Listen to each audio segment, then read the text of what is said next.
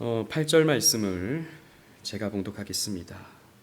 그날에 여호와가 예루살렘 주민을 보호하리니 그 중에 약한 자가 그날에는 다윗 같겠고 다윗 족속은 하나님 같고 무리 앞에 있는 여호와의 사자 같을 것이라.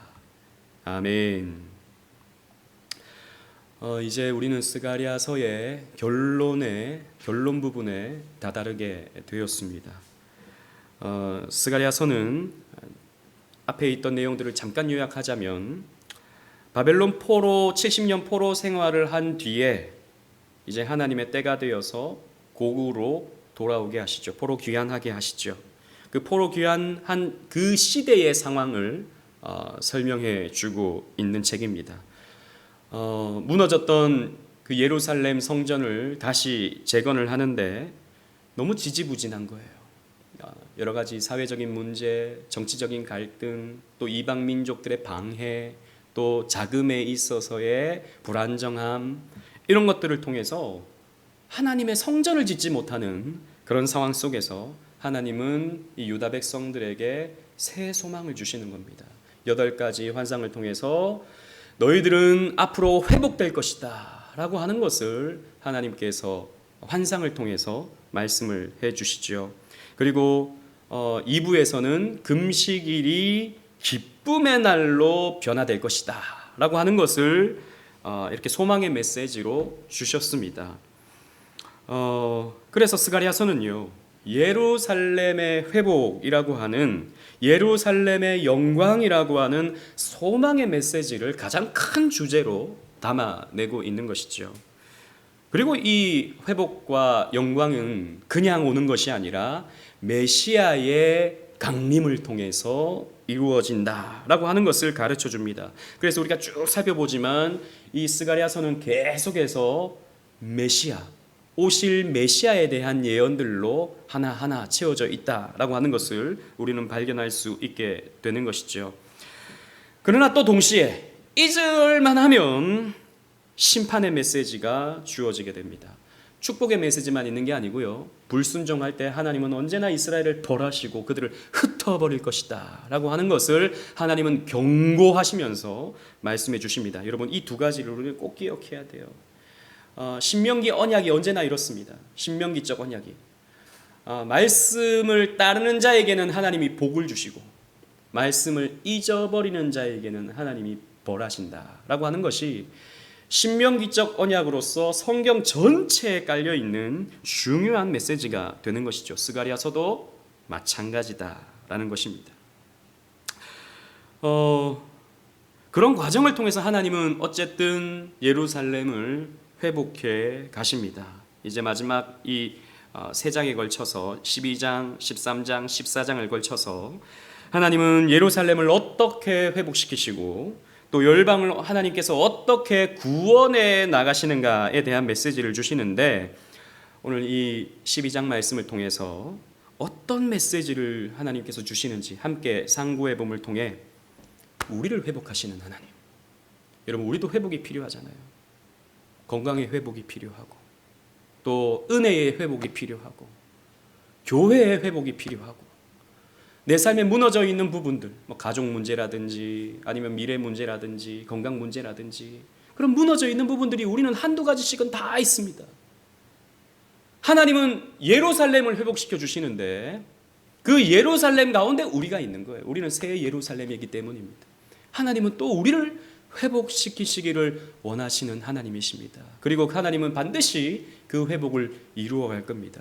하나님이 오늘 말씀을 통해서 우리에게 어떤 메시지를 주는지 함께 상고의 봄을 통해 은혜를 나눠 보고자 합니다. 오늘 본문에 보면 계속해서 반복되는 표현이 있어요. 뭐냐면 그날에라고 하는 표현입니다. 그날에. 3절 말씀 보세요. 그날에라고 되어 있습니다. 4절도 보십시오. 또 그날에. 6절에도 보면 또 그날에. 8절에도 보면 또 그날에. 11절에도 보면 또 그날에. 그날에 계속해서 반복되고 있습니다. 여러분, 성경에서 그날에라고 하는 이 말은 종말론적인 의미를 담고 있어요. 즉 여러분 종말이 무엇입니까? 이제 말세를 말하죠. 여러분 말세는요. 우리 보통 말세다 별일이 다 일어나는 거 보니까 말세구나 이렇게 말들을 하면서 이제 세상 종말을 앞두고 있을 때 말세라고 하지만 성경에서 말하는 말세, 성경에서 말하는 종말은 예수님의 초림부터 재림까지의 시기를 말세, 종말이라고 말합니다. 즉 예수님이 오심으로써 어떻게 됩니까? 종말이 시작되는 거예요. 예수님이 오심으로써 이제 말세가 시작되는 겁니다. 그날에 즉 그리스도께서 오셔서 말세의 때에, 종말의 때에 이런 일들이 이루어진다라고 말씀하고 있는 것입니다. 종말론적인 표현이다라는 것이죠. 그래서 그 요엘서에도 보면 말세에 내가 내 영으로 너희에게 부어주리니라고 했는데 그 말세가 언제였습니까? 성령 강림. 지금으로부터 2000년 전. 아니 2000년 전부터 말세였다고요. 왜냐하면 예수님께서 오셔서 성령을 보내주셨기 때문입니다. 그래서 말세 때에 이 모든 것들이 이루어지는데 이 말씀이 이루어지는 대상은 유대인들입니다. 그죠? 고국으로 돌아온 바벨론 포로로 끌려갔다가 고국으로 돌아온 유대인들을 가리키는 말씀이죠. 그런데 이 유대인이 이제 말세 때가 되면 혈통적 유대인의 의미는 그쳐지게 되고 이제 영적 유대인으로서의 의미가 갱신되죠. 여러분 저와 여러분들은 혈통적인 유대인이 아닙니다. 그죠? 우리는 다 이방인들이에요.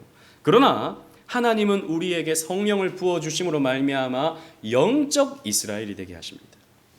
그래서 오늘 말씀은 우리들을 향한 말씀이에요. 교회가 어떻게 회복되는가? 교회된 우리가 어떻게 회복되는가? 궁극적으로는 교회를 가리키는 말씀이에요. 즉 성경에서 구약 성경에서 예루살렘아 혹은 이스라엘아 혹은 유다야 이렇게 말할 때가 있잖아요. 이건 우리는 어떻게 이해해야 하냐면 우리를 향한 말씀이긴 한데 교회를 향한 말씀이다. 이렇게 이해를 하면 거의 맞습니다. 교회를 하나님께서 이렇게 채우시는구나. 교회된 나를 하나님께서 이렇게 붙드시는구나. 우리는 이렇게 생각하면 되는 것이죠. 그래서 오늘 말씀도 교회를 향한 말씀이고 또 우리를 향한 말씀이다 라고 이렇게 우리는 이해하면 되는데 하나님은요 오늘 말씀에서 5가지의 방법으로 회복시킬 것을 약속하세요. 첫 번째는 예루살렘을 잔이 되게 하겠다라고 이렇게 말씀하십니다. 잔. 여러분 이거 뭐죠? 잔, 컵, 잔이죠. 컵이 되게 하겠다. 그런데 잔 그러면 그냥 이런 컵을 잔이라 그러지 않아요. 뭐를 잔이라 그럽니까? 술 담는 걸 잔이라 그래요. 잔이 되게 하겠다라는 것입니다. 1절, 2절 우리 다 같이 한번 읽어보도록 하겠습니다. 제가 1절을 읽고 2절을 함께 읽겠습니다. 이스라엘에 관한 여호와의 경고의 말씀이라. 여호와 곧 하늘을 펴시며 땅에 터를 세우시며 사람 안에 심령을 지으신 이가 이르시되 시작 보라 내가 예루살렘으로 그 사면 모든 민족에게 취하게 하는 잔이 되게 할 것이라 예루살렘이 에워싸일 때에 유다에까지 이르리라. 아멘. 자, 경고의 말씀을 주시는데 하늘을 펴시며 땅에 터를 세우시며 사람 안에서 심령을 지으신 이가 하나님께서 이르시되 내가 이제 예루살렘으로 그 사면 모든 민족으로 하게끔 취하게 만드는 잔이 되게 하겠다라고 말씀하세요. 취하게 만드는 잔이니까 이 잔은 100% 무슨 잔입니까? 술잔이다 라는 거예요. 아니 무슨 예루살렘을 당신의 교회를 무슨 술잔에 비유하시는가 그렇게 좀 생각하는데 성경은요 물론 독주 이런 술에 대해서 당연히 쳐다도 보지 말라고 가르쳐주고 있고 거기에 대한 경계를 가르쳐주고 있죠. 하지만 일반적으로 포도주 같은 경우는 당시 사람들에게 있어서 기쁨을 주는 그런 음료였습니다. 그죠? 그래서 예수님께서도 첫 번째 표적이 무엇이었습니까? 물로 포도주를 바꾸는 표적이었죠. 그러니까 기쁨 없는 사람들에게 기쁨을 주는 분이다라고 하는 것을 예수님께서 보여주시는 거예요. 포도주라고 하는 것은 사람을 기쁘게 만드는 거예요. 그런데 여러분 참 재미있는 비유예요. 근데 사람에게 이 한 잔을 마시면 사람이 좀 이런 표현 좀 상스러운데 알딸딸해지면서 기분이 좋아져요. 경험해 보신 분들은 또 아실 거예요. 기분이 좋아져요. 근데 이게 한 잔, 두 잔, 세 잔, 네 잔, 다섯 잔, 한 병, 두 병 이렇게 가면 어떻게 됩니까? 정신을 잃어버리는 거죠. 취해버리는 거죠. 그 다음엔 어떻게 됩니까?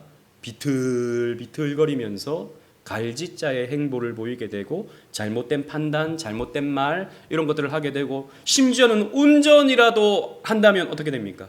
위험천만한 일이 되는 것이죠. 술은 사람을 위험하게 만듭니다. 사람을 기쁘게 만들어주기도 하지만 술이라고 하는 것은 사람을 위험하게 만드는 거예요. 즉, 자 보세요. 이 사면 모든 민족에게 취하게 하는 잔이 되게 한다라고 하는 것은 자, 이방이 이 예루살렘을 집어 삼키려고 하는 겁니다. 즉 정복하려고 하는 겁니다. 그래서 이걸 먹었어요. 예루살렘을 먹었어요. 먹으면 어떻게 돼요? 처음에는 좋아요. 아이고 우리가 이제 이 땅을 차지했구나. 이 민족은 우리에게 이제 세금을 갖다 바치겠구나. 좋아하는데 그 다음엔 어떻게 됩니까? 비틀비틀거리면서 위험천만한 모습으로 나아가게 된다라는 것입니다. 유다를 삼키는 자는 결국에는 비틀비틀거리면서 망하게 될 것이다. 너희를 공격하고 너희를 삼키는 자들은 반드시 망하게 될 것이다 라고 하는 것을 하나님께서 말씀하고 있는 것입니다. 두 번째로 무거운 돌이 되게 하겠다 라고 약속하십니다. 3절 말씀 우리 다 같이 한번 읽어보도록 하겠습니다. 3절입니다. 시작. 그날에는 내가 예루살렘을 모든 민족에게 무거운 돌이 되게 하리니 그것을 드는 모든 자는 크게 상할 것이라. 천하 만국이 그것을 치려고 모이리라. 아멘. 자 보세요. 이번에는 무거운 돌이 되게 하겠다. 큰 바위가 되게 하겠다. 이런 말씀입니다. 이것을 옮기려고 드는 자들은 어떻게 된다고 말하고 있습니까? 상하게 될 것이다 라는 거예요. 여러분 무거운 거 드는 거 참 조심해야 됩니다. 여기 허리 환자분이 몇 분 계신데 무거운 거 함부로 들다가 어떻게 됩니까? 허리 삐끗하는 거예요. 그죠? 무거운 거는 우리 여자분들은 들지 말고 남편 부르면 되는데 남편도 조심해야 되는 거예요. 무거운 거 들다가 그죠? 몸이 상할 수 있는 겁니다. 무거운 돌이 되게 하겠다. 너희를 옮기지 못하게 만들어버리겠다. 너희를 옮기려고 하는 자들은 상해버리게 될 것이다. 상해지게 될 것이다 라는 것입니다. 허리가 상하고 발등을 찢고 이렇게 된다는 것입니다. 옛날에는 중장비 이런 게 없었죠. 이 성경이 쓰여질 당시에는 무슨 지게차가 있었겠습니까? 불도저가 있었겠습니까? 아무것도 없죠. 사람의 어떤 힘으로, 물리적인 힘으로 돌을 옮겨야 되는 거예요. 그런데 보통 돌이 아닌 거예요. 무거운 돌이 되게 하겠다라는 것이죠. 이렇게 유다 백성들이 또 상하지 않도록 지켜주고 하나님께서 보호해 주시겠다라고 하는 그런 표현이 되는 것입니다. 그런데 보세요. 천하 만국이 그것을 치려고 모인다라고 3절 마지막에 보면 표현되어 있죠. 즉 돌이 있으니까 이 돌 왜 여기 있어? 이 돌 치워버려야지. 사람들이 이렇게 생각한다는 겁니다. 즉 유다 백성들 이거 보니까 쉬워 보이네. 이 사람들 그냥 우리가 그냥 치워버리면 없어질 것 같네 생각하면서 이 유대인들을 혹은 오늘날 우리 시대에 있어서는 교회를 치워버리려고 한다라는 겁니다. 세상이. 여러분 오늘날 이 세상을 보세요. 교회를 치워버리려고 혈안이 되어 있습니다. 우리 지난 주일에 왔던 위라쿤 목사님 호주에서 사역을 하시는데 호주에서는 꽤나 유명한 분이세요. 여러분 구글에 한번 이름 쳐보시면 쓰신 책도 나오고 쓰신 강연도 나오고 여러 가지 어떤 자료들이 나와요. 위라쿤 목사님에 대해서. 근데 호주 장로교회가 지금 너무 위축이 되어 있어요. 작년에 그 빅토리아주에서 그 호주 장로교회 빅토리아주에서 나온 목사님의 숫자가 몇 명인지 아세요? 배출된 그 큰 빅토리아주, 그 멜번과 이렇게 있는 그 도시 큰 지역이잖아요. 거기서 목사가 몇 명 배출된지 아세요? 한 명. 장로교 목사님이 한 명 배출되는 거예요. 목사를 하려고 하지 않는 거예요. 그러니까 목사가 없으면 전하는 자가 없게 되고 전하는 자가 없으면 교회가 없이 되는 거죠. 아무도 목사를 하려고 하지 않는 겁니다. 특히 장로교회 목사를. 그러니까 뭐 호주는 뭐 힐송이라든지 뭐 이런 찬양 뭐 이런 것들은 그래도 좀 있지만 이런 말씀을 중심으로 하는 교회들은 점점 위축이 되는 거예요. 게다가 이런 젠더 문제, 우리나라도 지금 그런 것들이 아주 깊이 들어와 있지만 이 젠더 문제가 사람들의 어떤 사고에 깊이 박혀 있는 거예요. 그러니까 교회는 젠더를 허용하지 않지 않습니까? 남자 여자로 나뉘지 무슨 거기에 남자 같은 여자, 여자 같은 남자 수십 가지의 젠더가 있지 않습니까? 옛날에는 성이라고 해서 남성 여성으로 나뉘었지만 오늘날은 젠더 그래서 어떤 성적 지향이 사람마다 다 다른 거예요. 이걸 교회가 반대하니까 교회는 마치 구시대의 유물처럼 사람들이 생각하는 겁니다. 그래서 윌라큰 목사님 지난 금요일 날 만나서 여러 가지 대화를 좀 그래도 어줍지 않은 영어로 대화를 나누는데 호주의 영적 상황이 너무 힘들다는 거예요. 저는 그걸 주일날 좀 말씀해 주셨으면 좋았겠다는 생각은 했었는데 어쨌든 뭐 그걸 설명하면 길어지니까 그래도 말씀 중심으로 그냥 이렇게 했던 것 같아요. 그 공공의 적이에요. 교회가 말씀대로 전하는 교회는 공공의 적이에요. 여러분 뭐 미국도 마찬가지고 호주도 마찬가지고요. 대학에서도 학생들을 받을 때 지금은요 인종적으로 다양성을 인정해서 받아야 돼요. 그러니까 백인 학생들만 받을 수 없어요. 공부 잘한다고 해서 다 받을 수 없어요. 민족별로 이렇게 다 나뉘어져서 받아야 되는 거예요. 미국도 그렇죠. 그걸 없애야 된다는 어떤 뭐 이런 주장도 있지만 그러다 보니까 다양한 민족들을 학교의 학생으로 받아야 되는 이런 상황이다 보니까 그게 이제 정치적 올바른 PC라고 하거든요. 그러니까 이 다양한 민족들을 받으니까 다양한 민족은 뭐예요? 다양한 종교들이 학교에 들어오는 거예요. 미션 스쿨에. 그러니까 오히려 기독교인들 이런 사람들은 역차별을 받는 거예요. 이게 미국도 마찬가지고 호주도 마찬가지고 그래서 기독교가 설 자리가 없어요. 오히려 회교도들은 이슬람교 사람들은 오히려 보장을 받아요. 내 기도 시간을 보장받아야 되고 내 기도 시간을 뭐 어떻게 해야 되고 내 종교를 어떻게 해야 되고 해서 식당에도 할랄 식품 이런 것들이 그냥 다 들어오지만 교회 다니는 사람들은 너 교회 다녀? 너 그럼 우리를 인정하지 않겠네? 너 그러면 뭐 젠더 인정하지 않겠네? 다 제외시켜 버리는 거예요. 그러니까 교회가 설 자리가 없어지는 거죠. 점점 사람들의 머릿속에는 교회는 공공의 적 이렇게 인식되고 있는 거죠. 우리나라도 점점 그렇게 되고 있죠. 공공의 적이에요. 최근에 그 넷플릭스에 뉴스 기사로 봤습니다. 또 DP라고 하는 드라마가 나오는데 거기는 뭐 너무 이제 사소해서 또 뭐 그다지 이제 우린 놀라지도 않아요. 그 가장 뭐 이렇게 나쁜 악역을 맡은 사람이 교회에 아주 또 중요한 중직을 맡은 뭐 그런 사람으로 이렇게 나온다 그래요. 예배당이 나와요. 뭐 그 사진을 봤는데 예배당에서 누구를 죽여라 뭐 이런 식으로 이제 뭐 지시를 하는 그런 장면이 있다고 해서 뭐 교회에서 뭐 그런 걸 가지고 뭐 항의를 해야 된다 말아야 된다 말들이 있더라고요. 세상이 그렇습니다. 지금 교회는 우겨 쌈을 당하고 있어요. 천하 만국이 교회를 바위 같은 교회를 치러 오는 거예요. 그런데 여러분 재미있는 것은 이 바위를 옮겨버리자. 우리 다 힘을 합쳐서 이 바위를 옮겨버리자 하는데 어떻게 됩니까? 오히려 그들이 상하게 된다라는 거예요. 이건요 교회의 역사 속에서 항상 있어왔던 일들입니다. 초대교회를 보세요. 핍박받던 그 카타콤의 그 지하교회 성도들 그들을 죽이려고 로마는 애워쌌지만 어떻게 됩니까? 오히려 그들이 기독교에 의해서 정복을 당하는 거예요. 하나님의 역사는 오묘한 겁니다. 여러분 그래서 두려워하지 마세요. 기도는 하되 염려는 하되 두려워할 필요가 없어요. 하나님은 하나님의 교회를 지키십니다.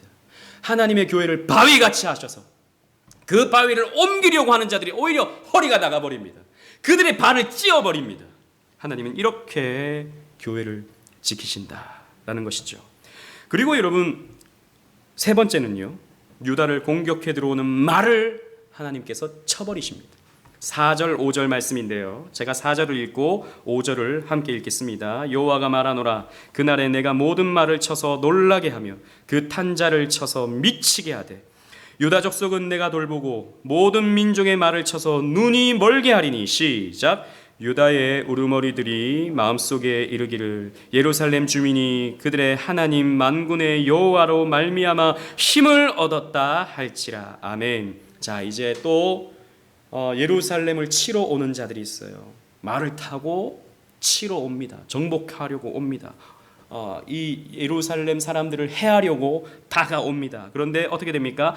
하나님이 말을 쳐버립니다. 그러니까 말이 놀라서 자빠지는 거예요. 그럼 말 탄 자들은 어떻게 되겠습니까? 떨어지죠. 뒤에 마차로 타고 오던 자들은 어떻게 되겠습니까? 넘어지는 거죠. 다 쓰러지는 겁니다. 게다가 재미있는 표현이에요.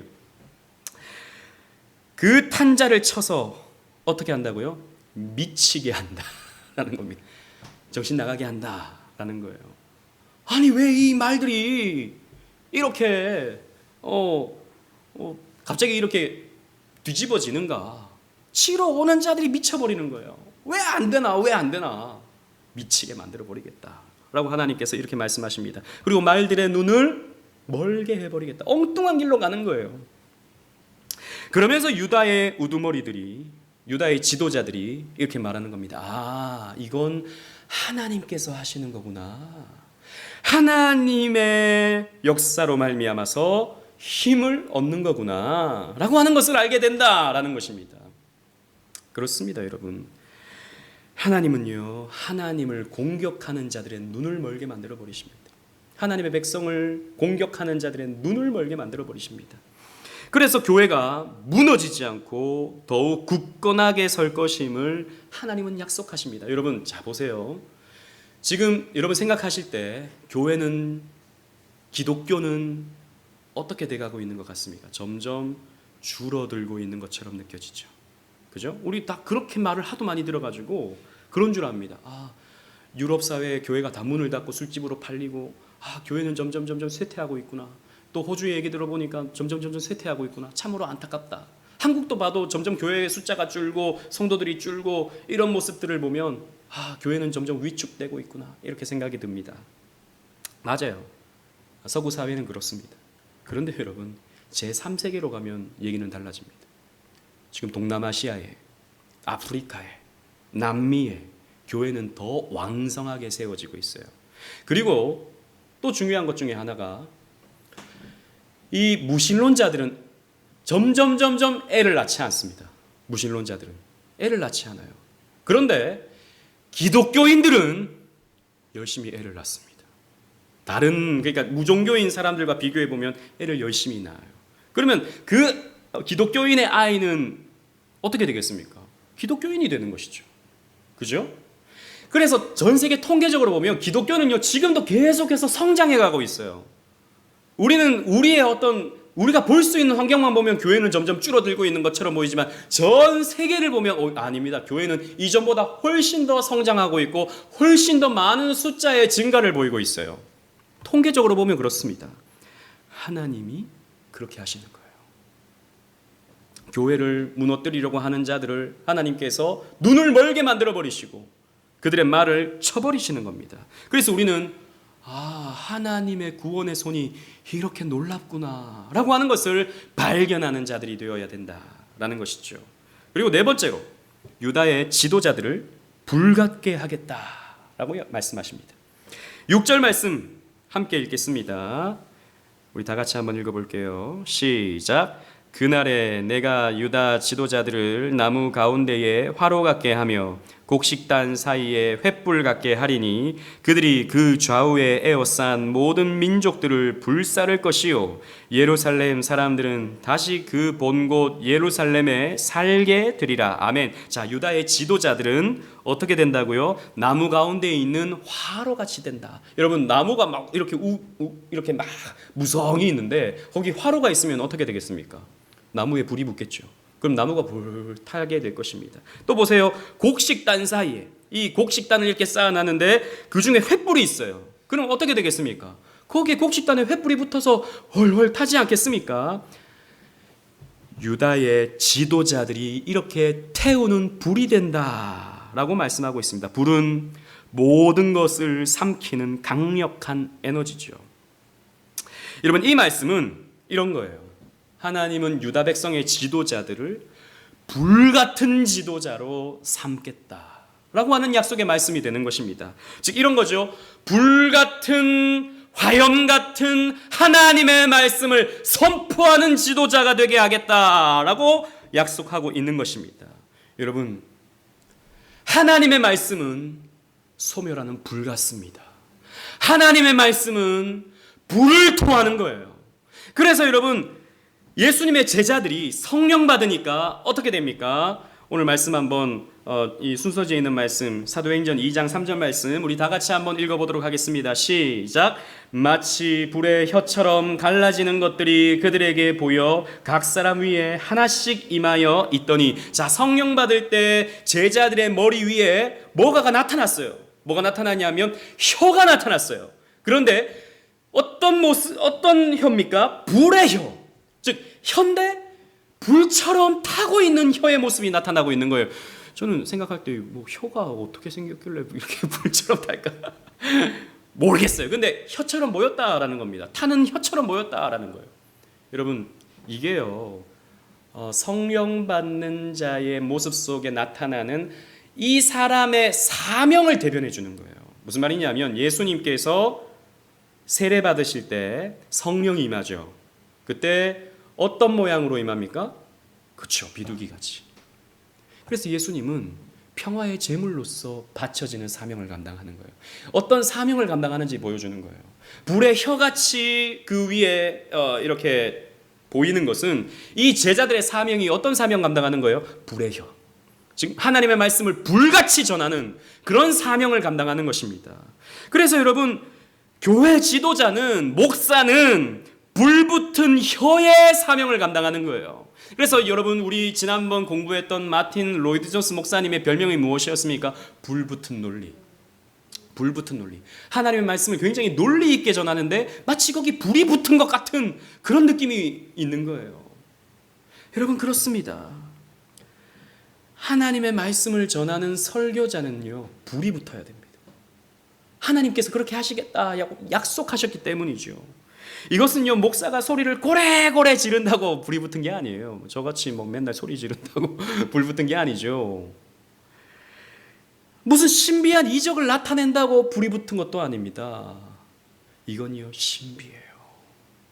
목사님이 말씀을 전하는데 그 말씀이 불 같은 거예요. 그래서 내 죄를 태우고 나를 태우는 거예요. 이런 체험을 우리가 할 수 있어야 되는 것입니다. 이런 은혜가 우리에게 있어야 되는 것이죠. 하나님이 불을 주셔야 됩니다. 이건 목사가 소리 지른다고 불이 붙는 게 아니라, 저는 그런 얘기 좀 많이 들었거든요. 아우, 목사님 막 불같이 설교하시네요.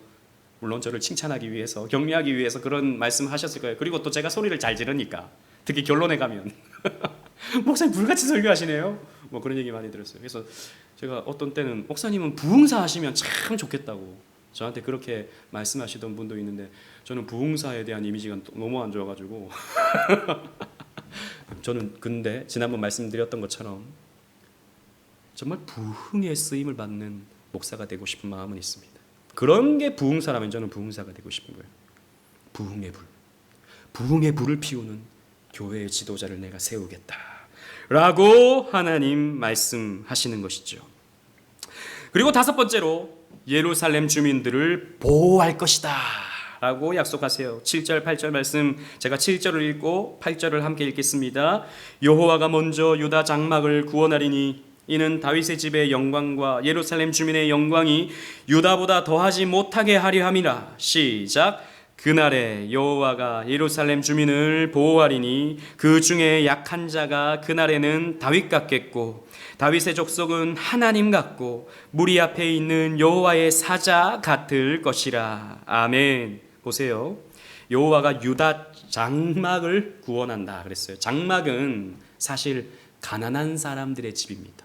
유다의 장막, 그러면 가난한 사람들, 천막 짓고 살아가는 사람들은요, 가난한 사람들이에요. 좀 약간 부유한 사람은 그래도 흙으로 집을 짓고 벽돌로 집을 짓는 그런 사람들이죠. 그런데 이런 사람들이 어떻게 된다고요? 다윗의 집의 영광과 예루살렘 주민의 영광이 유다보다 더하지 못한다. 이 말은 다윗의 영광과 예루살렘 성 안에 사는 사람들의 영광보다 이 유다 장막에 사는 사람들이 더 영광스러울 것이다 라고 하는 말씀이 되는 거예요. 이 비교해서 그렇게 말씀하시는 겁니다. 그리고 그날에 여호와가 예루살렘 주민을 보호하는데 가장 약한 자도 다윗과 같게 될 것이다. 여러분, 다윗이 누굽니까? 이스라엘의 가장 존경받는 가장 강력한 왕 다윗이었습니다. 이 다윗과 같이 될 것이다 라고 말씀하고 있어요. 그리고 다윗 족속은 어떻게 됩니까? 하나님같이 된다. 거예요. 이건 여러분 무슨 다윗 족속 그 왕족들을 마치 하나님과 같이 막 이렇게 높여주겠다 이런 말이 아니고 그만큼 영광스럽게 만들어주겠다라고 하는 그런 의미죠. 그리고 무리 앞에 있는 여호와의 사자 같을 것이다 라고 하는 이 말은, 이 사자는 엔젤, 천사를 말하고 있어요.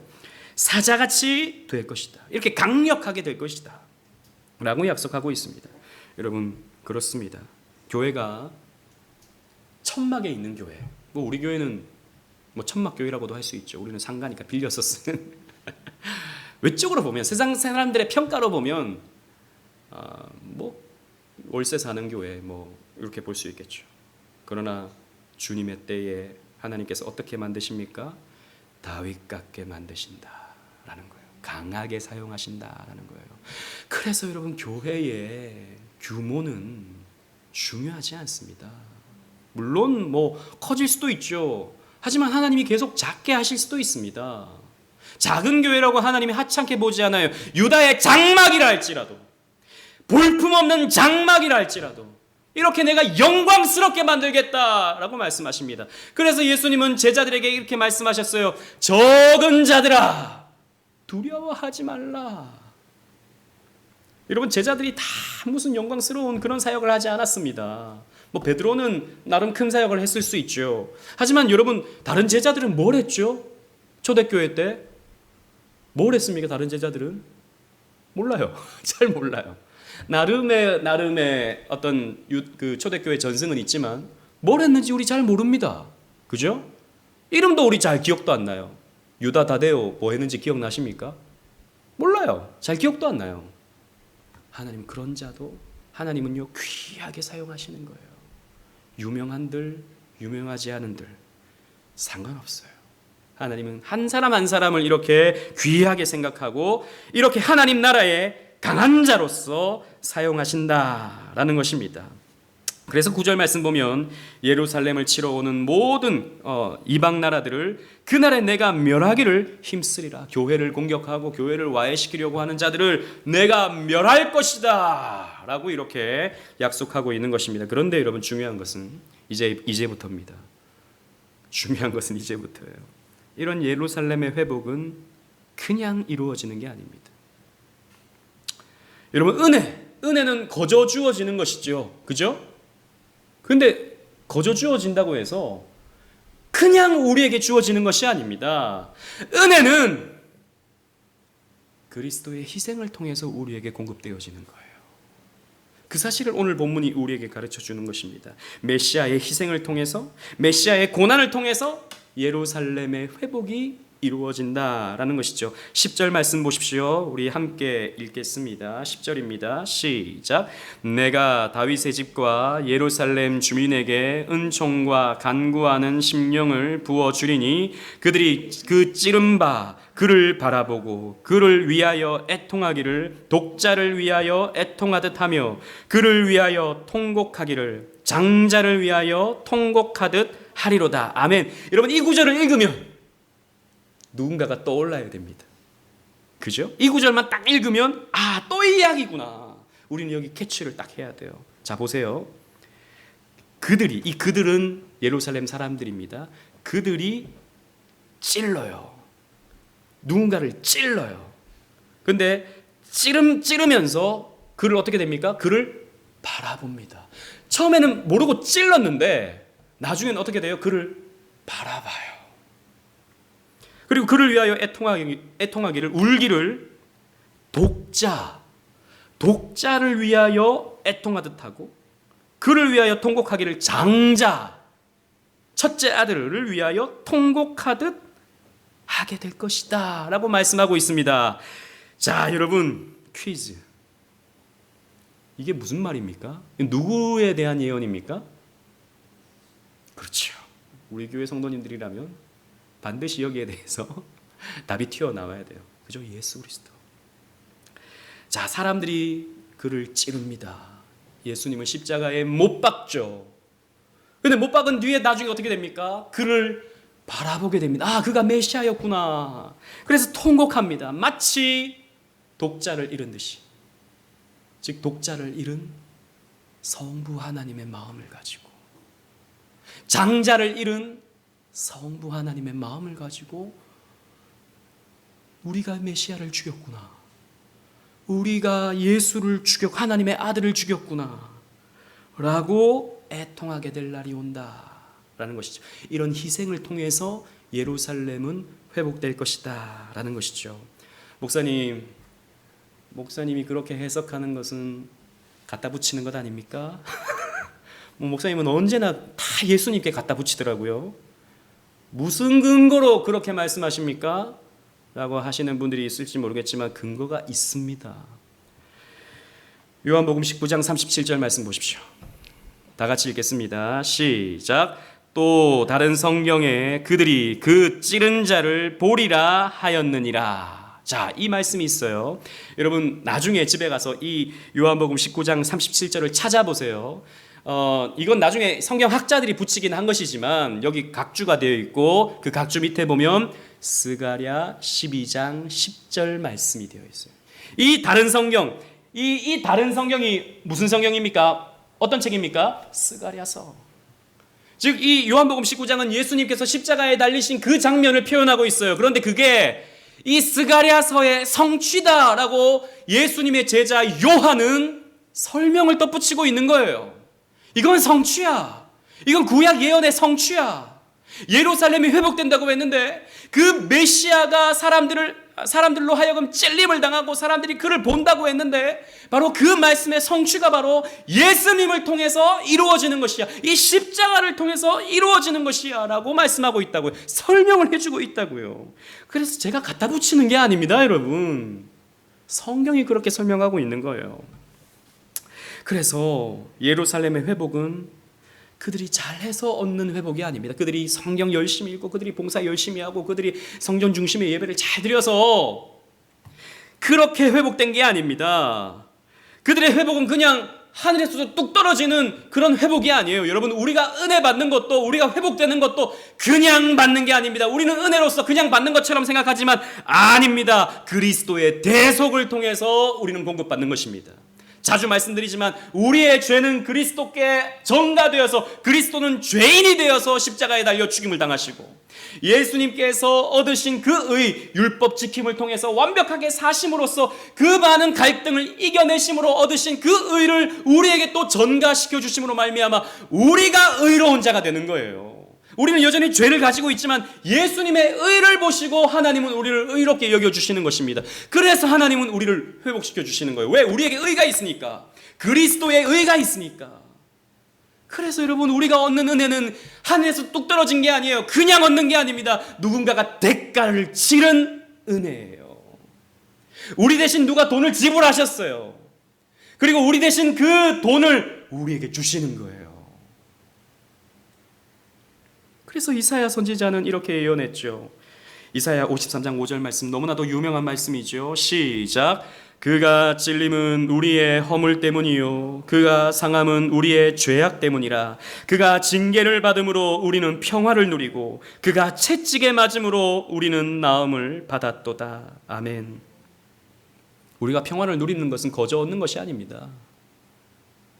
우리가 나음을 얻는 것은 그냥 얻는 것이 아니에요. 우리 대신에 예수께서 징계를 받으셨습니다. 우리 대신 예수께서 채찍에 맞으셨습니다. 그 섬김과 그 희생과 그 사랑 때문에 우리는 회복하는 거예요. 예수님께서 그 값을 지불하셨어요. 그래서 우리는 회복될 수밖에 없는 인생입니다. 자, 이것을 아는 자는 어떻게 됩니까? 이것을 알면 애통을 해요. 내 죄 때문에 예수님께서 십자가에 못 박히셨구나. 여러분, 우리는 예수님의 십자가 달리신 그 모습을 생각하면, 혹은 패션 오브 크라이스트 이런 영화들을 보면 예수님이 고난당하시는 장면을 보면 우리는 슬픈 마음을 가집니다. 안타까운 마음을 가져요. 그러나 여러분, 제가 자주 말씀드리지만 그냥 우리는 감상적으로 혹은 동정심으로 예수님의 고난을 이해해서는 안 됩니다. 왜 예수님께서 십자가에 못 박히셨는지, 나와 그게 무슨 상관이 있는지, 그것을 우리는 생각할 수 있어야 되는 것이죠. 내 죄 때문이구나. 내 죄 때문에 예수님께서 못 박히셨구나. 그리고 나에게 이 회복을 주시려고 예수님께서 그 모진 십자가 고통을 당하셨구나. 이 사실을 우리가 알면 우리는 애통을 하게 되어 있는 것입니다. 이 애통은 은혜의 애통이에요. 슬퍼서 그냥 마냥 감상적으로 아이고 불쌍하셔라, 왜 예수님 채찍에 맞으시나, 얼마나 아프셨을까, 그게 아니고요. 내 죄 때문에, 내 천국의 삶 때문에 예수님께서 십자가에 달리셨다라고 하는 그것을 우리는 애통해 하는 것입니다. 성령 받은 베드로가 예루살렘으로 나아가서 사람들에게 설교를 하기 시작했습니다. 그 설교의 주된 요지는 이것이었습니다. 예수는 하나님의 아들이셨고 당신들이 예수를 죽였다라고 하는, 당신들의 죄 때문에 예수께서 십자가에 못 박혀 죽으셨다라고 하는 설교였습니다. 그때 사람들의 반응이 무엇이었습니까? 사도행전 2장 37절 말씀 시작. 그들이 이 말을 듣고 마음에 찔려 베드로와 다른 사도들에게 물어 이르되 형제들아 우리가 어찌할꼬 하거늘, 우리가 어찌할꼬 애통해했습니다. 눈물을 흘렸습니다. 애통했습니다. 우리 죄 때문이었구나. 우리가 예수를 죽였구나. 나 때문에 예수께서 십자가에 못 박혀 죽으셨구나 라고 하는 것에 애통함을 느꼈습니다. 여러분, 우리는 이런 애통함이 있어야 됩니다. 오늘날 우리는 너무 그냥 즐거워요. 신앙생활이 너무 즐거워요. 그냥 즐겁기만 합니다. 아, 하나님이 이거 주셨구나 감사, 저거 주셨구나 감사. 예, 좋습니다. 그런 감사할 수 있어야 되죠. 하지만 여러분들의 죄 때문에 아파하신 적은 언제십니까?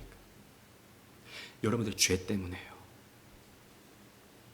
예수를 십자가에 못 박히게 만들었던 여러분들의 죄 때문에, 그 죄 때문에 애통해 한 적은 언제이십니까? 우린 이것을 너무 간과합니다.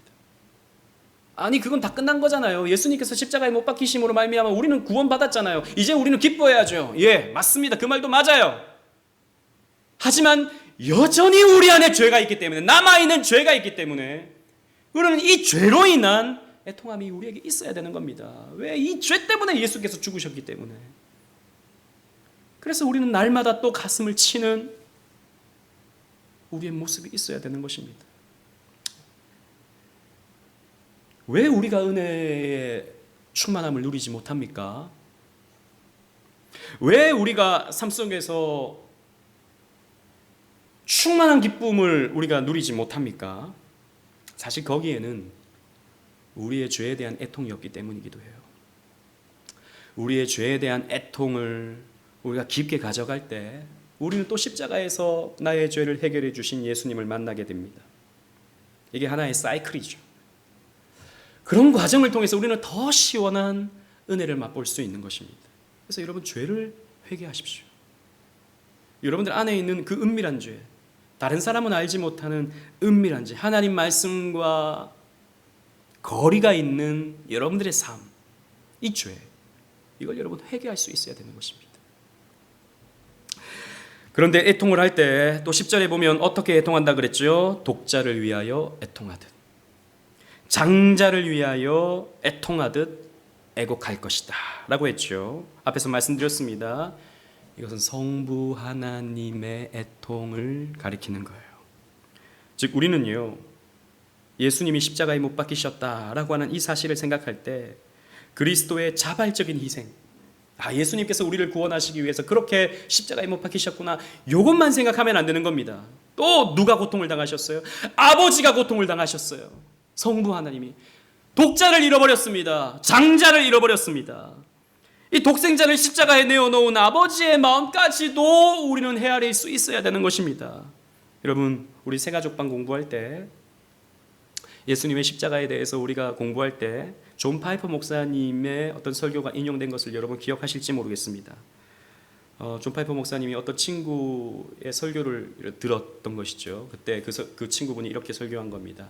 여러분, 예수를 누가 죽이셨습니까? 누가 예수를 십자가에 매달았습니까? 바리새인입니까? 서기관들입니까? 본디오 빌라도입니까? 성난 군중들입니까? 아닙니다. 그의 아버지께서 그를 십자가에 매다셨습니다 라고 하는 그 설교를 듣고 존 파이퍼 목사님이 너무 은혜를 받았다는 것이죠. 자기의 아들을 아끼지 아니하고 십자가에 내어놓으신 그 성부 하나님의 마음을 가지고 우리는 애통함을 가져야 된다라는 것입니다. 이사야 53장 10절 말씀, 상반절 말씀입니다. 우리 다 같이 한번 읽어보도록 하겠습니다. 시작. 여호와께서 그에게 상함을 받게 하시기를 원하사 질고를 당하게 하셨은즉. 아멘. 자, 여호와께서, 성부 하나님께서 그에게, 예수님에게 상함 받게 하기를 원하셨다라는 거죠. 이 상함이라는 말은 으깨지다라고 하는 뜻을 가지고 있어요.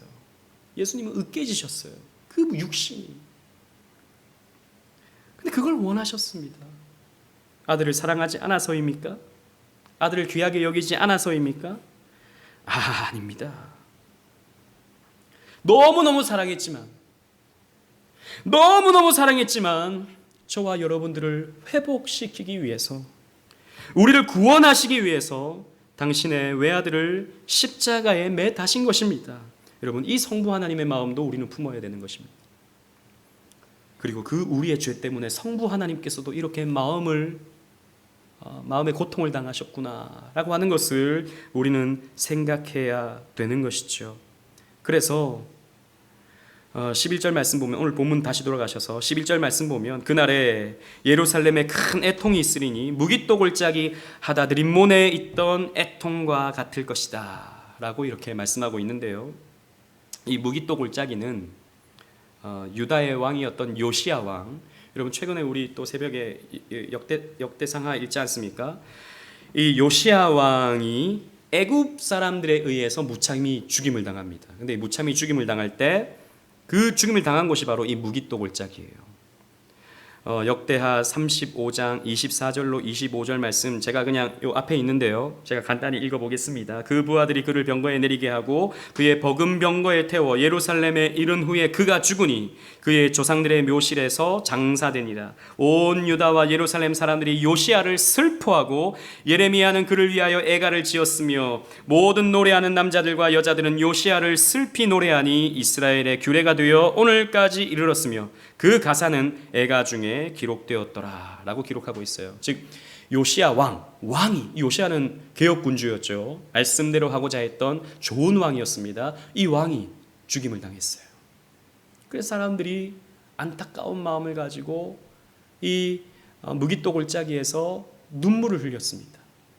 마찬가지로 우리의 왕이 이런 희생을 당했다 라고 하는 것을 기억하면서 사람들은 애통할 것이다 라고 말씀하고 있는 것입니다. 그리고 마지막 12절로 14절 말씀, 제가 12절 13절을 읽고 마지막 14절을 함께 읽겠습니다. 온 땅 각 족속이 따로 애통하되 다윗의 족속이 따로하고 그들의 아내들이 따로하며 나단 족속이 따로하고 그들의 아내들이 따로하며 레위 족속이 따로하고 그들의 아내들이 따로하며 시므이 족속이 따로하고 그들의 아내들이 따로하며. 시작. 모든 남은 족속도 각기 따로하고 그들의 아내들이 따로하니라. 아멘. 애통을 이렇게 하게 된다라는 겁니다. 즉, 이 애통에 참여하는 자들은 남녀노소, 신분과 어떤 직책 상관없이 모든 자들이 애통하게 될 것이다라고 말씀하고 있는 거예요. 여기 다윗 족속은 보세요. 다윗 왕이죠. 왕과 그의 아내들이 애통을 합니다. 왕족들이 애통해요. 그 다음에 나단은 뭐 하는 사람이었습니까? 선지자였죠. 선지자와 그의 아내들이 애통합니다. 자, 왕, 선지자 나왔습니다. 그럼 누가 나오겠습니까? 그 다음에 제사장이 나오겠죠. 그렇습니다. 레위 족속이 그 다음에 나오죠. 제사장. 그들의 아내들이 또 애통한다. 시므이 족속은 레위 지파 중에 음악을 담당하는 사람들이었어요. 이 사람들도 애통한다. 모든 사람들이 애통한다 이 말입니다. 그러나 여러분, 이 애통은 앞에서 말씀드린 것처럼 감상적인 것이 아니다 라는 것입니다. 첫째는 나의 죄 때문이며 나의 죄에 대한 애통, 그리고 예수님께서 찔림을 당하신 것에 대한 애통인데, 둘째는 그 찔림을 당함으로 내가 구원을 받았다라고 하는 것을 기억하면서 애통하는 거예요. 구원받은 것을 왜 애통합니까? 이 구원이 그냥 주어진 게 아니라 예수님의 희생으로 말미암아 받은 것이라고 하는 그 사실로부터 오는 애통이 되는 것입니다. 그래서 여러분, 저와 여러분들은 굉장히 귀한 사람들입니다. 여러분, 우리는 우리 스스로를 죄인이라고 이렇게 말하죠. 교회에서는 스스로를 낮추는 것이 또 미덕이지 않습니까? 우리는 우리 스스로를 낮춥니다. 우리 자신을 부인해야 됩니다. 그러나 여러분, 그렇다고 해서 우리가 아무 쓸모없는 존재다라고 생각하면 안 됩니다. 우리는요, 계산적으로, 세상적으로 이렇게 표현해 보면 이렇게 표현할 수 있어요. 우리는요, 예수님 짜리입니다. 예수님 짜리. 이 무슨 말입니까? 얼마짜리냐 이 말할 때 1,000원짜리다, 2,000원짜리다, 10,000원짜리다, 1억짜리다, 그 집은 10억짜리다 라고 할 때 그 짜리. 우리는 예수님 짜리다 라는 것이죠. 왜요? 나를 얻기 위해서 예수님이 희생당하셨기 때문이에요. 그래서 저와 여러분들은 귀하디 귀합니다. 아무도 아멘을 안 하시네요. 저와 여러분들은 귀해요. 우리 세인은 너무나도 귀해요. 천하와 비교할 수 없이 귀해요. 왜요? 예수님이 세인을 얻기 위해서 예수님이 희생을 당하셨어요. 세상과도 바꿀 수 없어요. 우리 전집사님도 설집사님도 장로님도 사모님도 저도 너무너무 귀해요. 그래서 함부로 하지 마세요. 교회 와서 다른 사람한테 함부로 하지 마세요. 저 사람 말이야, 저래 갖고 신앙생활을 하겠어? 똑바로 하세요. 함부로 하지 마세요. 구원에 대해서 함부로 평가하지 마세요. 보니까 당신 구원 못 받은 것 같아. 물론 우리 그렇게 하는 사람 없지만 함부로 하지 마세요.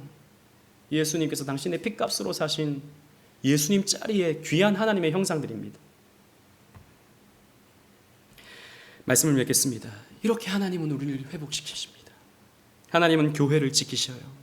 하나님은 하나님의 교회를 보호하십니다. 마지막 저 새하늘과 새 땅의 새 예루살렘이 교회거든요.